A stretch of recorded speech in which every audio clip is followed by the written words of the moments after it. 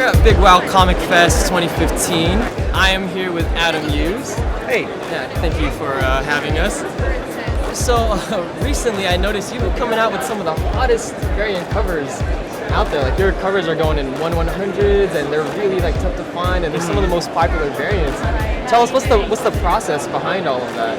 It's no different than the process of doing a regular comic book cover, except the fact that for some reason they're ascribed this arbitrary, hard to get value.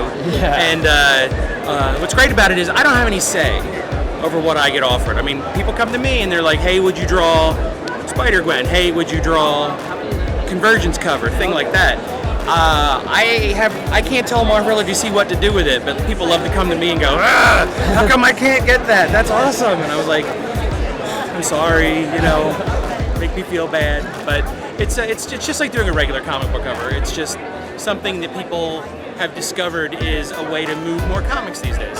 Oh, okay, cool. So tell us about the stuff you brought with you today and the projects you got going on right now. Well, we brought some original art today, Fairest covers, my Big Trouble in Little China cover, things like that. Dropping off some artwork for some collectors who've bought some stuff. I'm getting ready to do more covers for Marvel, maybe a few more for DC.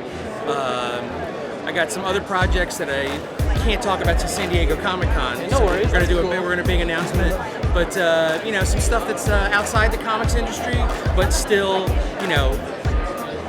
in the world that the fans of comics love. So, we'll have a few announcements in the coming months.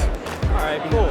And there are a ton of young artists trying to get in the game, like Ethan Castillo, for example, sitting right over there, who looks up to you.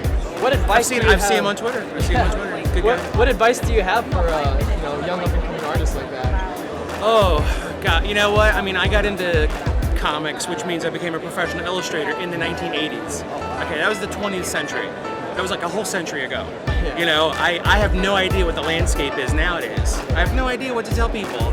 But the one thing that's never changed between the 1900s, which was ages ago, and now, here in the future, is never stop drawing. Never stop. Don't put your pencil down. If you're an athlete, you can run too much and hurt your legs. You can spend too much time at a monitor and burn your eyeballs out. The great thing about drawing is you can draw all the time until your hands hurt or whatever. But every time you draw, you're going to get a little bit better. And the common thinking is that all of us, all artists, have something like 10,000 awful drawings in us. And you got to get all 10,000 of those out of your system before you get to the good stuff. Okay. And if it takes you 40 years to get drawing 10,001, or if it takes you 2 years, you're gonna get there. So the more you draw, the better you'll get faster. All right, so there you go. There you heard it. So before we sign off, tell all the viewers where they can find your work. I'm on Twitter because it's very few characters and I can't get in trouble there. My wife runs our Facebook page, and I've been berated enough this weekend. I think I'm going to go home and set up a Tumblr and a Instagram, and just be part of this wacky future we're all living in. Okay, cool.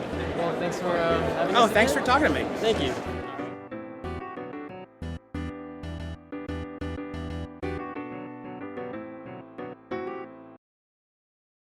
Alright guys, if you like our videos, just like, comment, subscribe. Also, don't forget to follow us on all of our social media sites. It's just search Retrenders for everything. Peace. Thanks.